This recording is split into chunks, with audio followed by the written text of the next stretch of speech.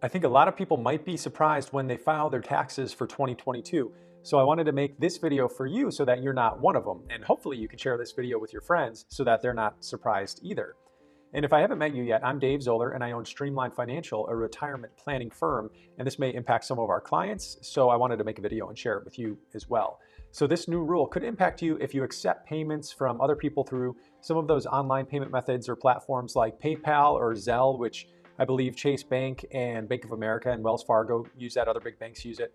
The Cash App or Venmo or eBay. So those online payment platforms, what the IRS new rule states is that those platforms, they're going to be sending 1099-Ks come tax time if you have more than $600 in transactions for goods or services throughout the year. Now, they haven't done this in the past.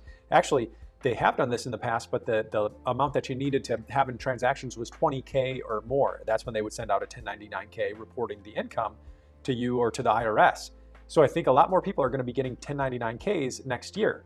So who could be impacted by this? Well, there's a lot of people who maybe they're doing spring cleaning or they're selling something on Facebook Marketplace or Craigslist or something like that, and the person who's buying it just sends them money through Venmo.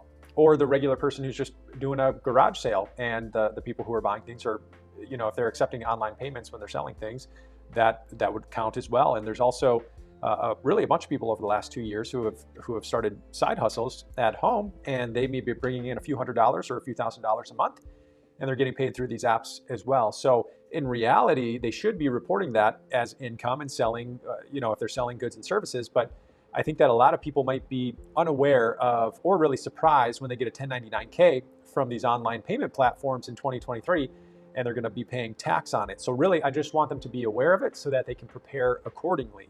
Because when it comes to taxes and the IRS, with them, the less surprises, the better, right? So please like this video and share it so that others can see it too. And if you're in retirement or if you're nearing retirement, we put out one video a week to help make your retirement and investing journey just a little bit better. So subscribe so that you can see more videos like that. And then I'll see you in the next video. Take care.